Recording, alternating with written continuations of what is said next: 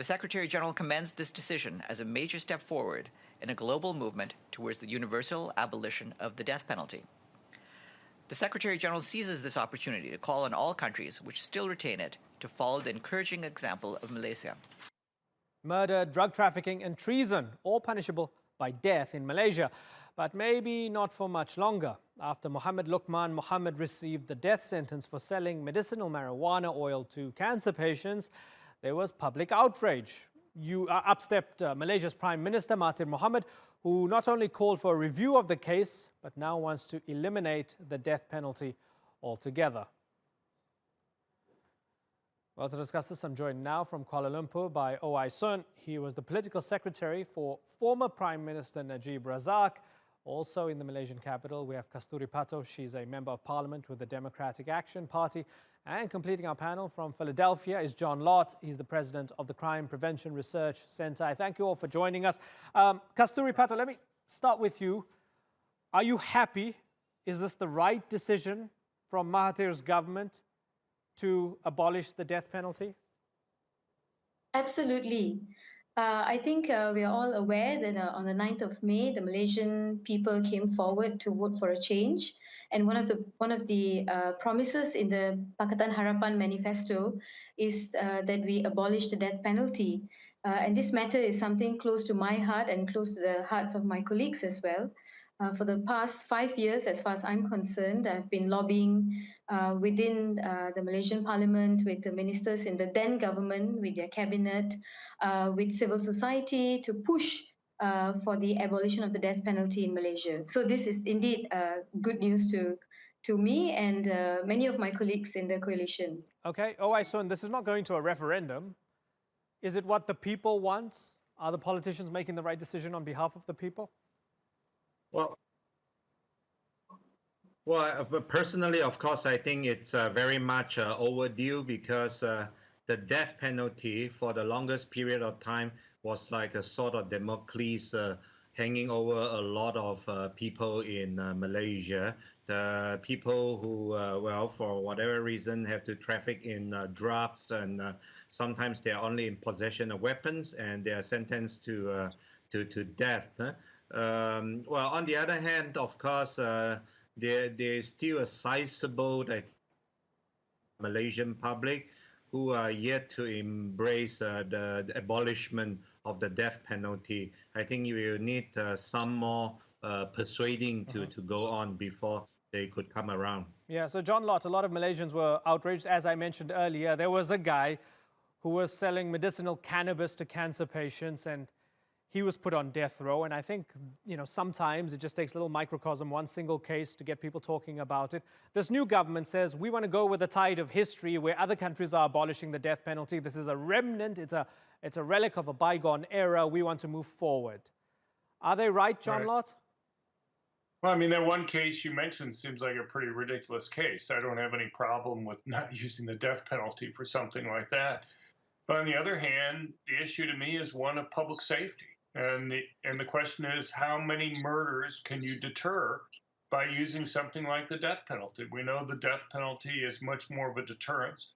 There's a large amount of empirical work that's been done in the United States on the death penalty, and each execution that we have results in about 8 fewer murders than you would have had otherwise. So the issue is saving life, you know. So that doesn't mean you want to go and use the death penalty for everything. I think that'd be a mistake, for example, to go and use the death penalty for robbery, because in a crime like that, if the criminal knows that he's going to be executed, he may go and kill witnesses in order to try to go and lower the probability that he's going to face the death penalty. So just because it doesn't make sense in some areas doesn't mean it doesn't make sense in it doesn't make sense in some other areas. So let me then ask you, Kasthuri, because this is something that was mentioned with O.I. Sun as well. We don't actually know exactly what the Malaysian people want. And there might be a lot of Malaysian people who agree with John Lott that, sure, the guy who's selling weed to cancer patients shouldn't go to the gallows, but maybe somebody who's a murderer, maybe somebody who's committed an egregious act, we believe that person needs to be killed by the state. So isn't it then wise for the government to maybe put it to the people? I think I've mentioned this before many times on different platforms, that sometimes when a government seeks public opinion, the questions have to be framed properly. And as far as the death penalty is concerned, it cannot simply be a do you support the death penalty or not, or a yes and no sort of an answer. Questions regarding the death penalty have to be properly framed for a society, for a culture, just to make people understand along the way the implications of their answer. And let's face it, for many times we've noticed governments questioning the public, and then especially when it comes to the death penalty. I very rarely or almost have never heard of the government asking the public, do you agree with taxes to be increased, or do you agree with not paying traffic summonses? But when it comes to the death penalty, many governments, including the government before Pakatan Harapan, tended to rely heavily on public opinion by not furnishing public with enough information. So you get a skewed public opinion poll, which definitely would call for the death penalty to be retained. But why not Now, give them as all far the as Malaysia information? is Certainly. concerned- Why not give them all the information and then hold that poll? Give them all the Exactly. information properly. No fake news. Give them the information I and say, agree. you guys decide. I agree. So far, after the announcement by the Minister and the Prime Minister's Department on the 10th of October, which happened to be the World Day for the Abolition of the Death Penalty, two local dailies in Malaysia conducted a poll, of course, with a clear-cut question of, do you support the death penalty or not? And of course, the public outpouring of it was negative against the abolition of the death penalty. But at the end of the day, it is a government's duty to fight crime. And murder has been around from the beginning of time. I believe in Switzerland, when the death penalty was abolished, 40% of hard crimes dropped. I would like to see something like this happen in Malaysia. I believe that perhaps the Malaysian public is not ready for murder criminals to be let off the hook. But if you look at the statistics... Okay, so you say Switzerland's a shining example. Okay, John Lott, when Kasthuri mentioned Switzerland as a good example of abolishing the death penalty and crime goes down, you rolled your eyes. Tell me why. Right. Well, you just can't look at one place by itself. There are lots of other things that can change at the same time. One nice thing about data in the United States is that different states make decisions about whether to have the death penalty or not at different times. And so, you know, maybe they institute the death penalty at the same time they increase penalties for other crimes, or give the police more money, or increase resources for prosecutors. Well, you got to try to account for those different factors. And when you do, you find that when states in the United States have instituted the death penalty, even after accounting for all those other factors, you can find a very significant deterrent effect. But looking at one country by itself, you can't account for other things that are changing at the same time. Whereas if you have 51 different laboratories like we have here in the United States, maybe one state will pass the death penalty at the same time they change resources for prosecution. Another one may just do it by itself. Although John, you say it's a it's a laboratory of 51 examples. When we look at the general trend, states are moving towards abolition, right? Rather than the other way around. Right. There have been a few states. Again, it's not been through votes. It's usually been through either court decisions or, in a couple cases, legislative decisions. But, you know, you still have most of the states in the United States have the death penalty.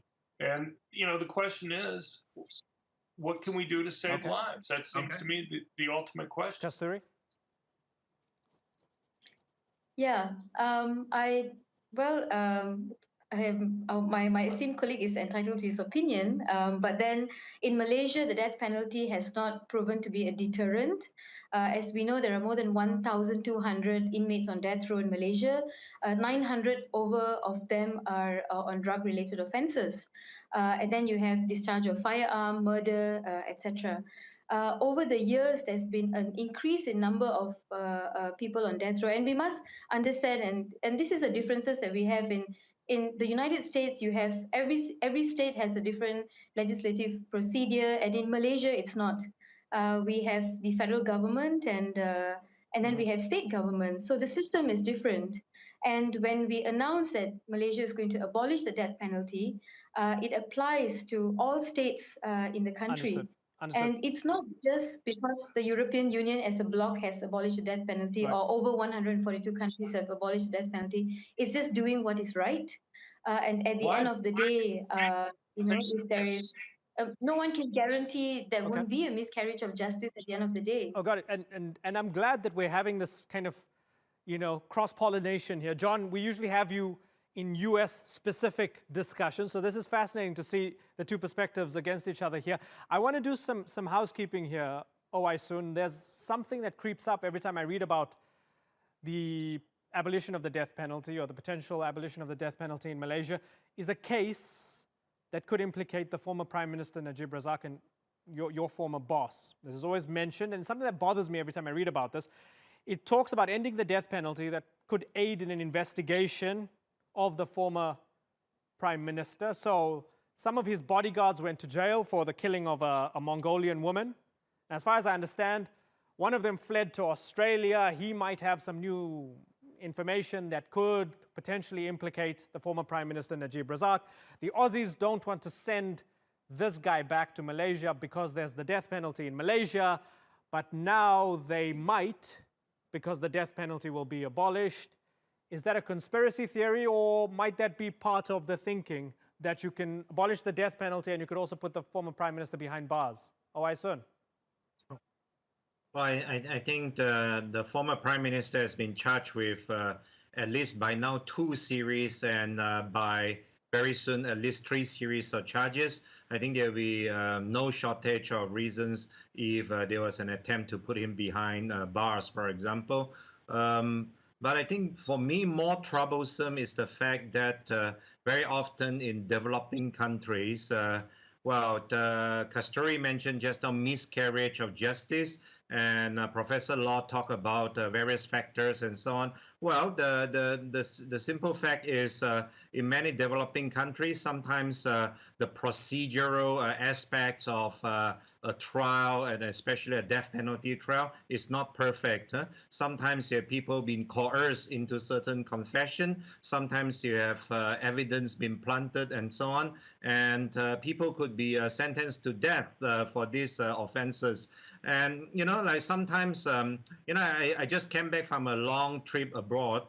When I pass through customs, it's always with a very heavy heart, because I don't know who is going to slip some illicit substances into my luggage. And if I am somehow, quote unquote, caught because of that, I might be sentenced to death, very innocently. So the abolishment of the death penalty for me is a huge sigh of relief. Okay, this is interesting. And it's been an interesting discussion with all of you. I've got to move on, but I hope we have this discussion again. Kasthuri, Owai Sun, and John Lott, I thank you very much for joining us here on the Newsmakers.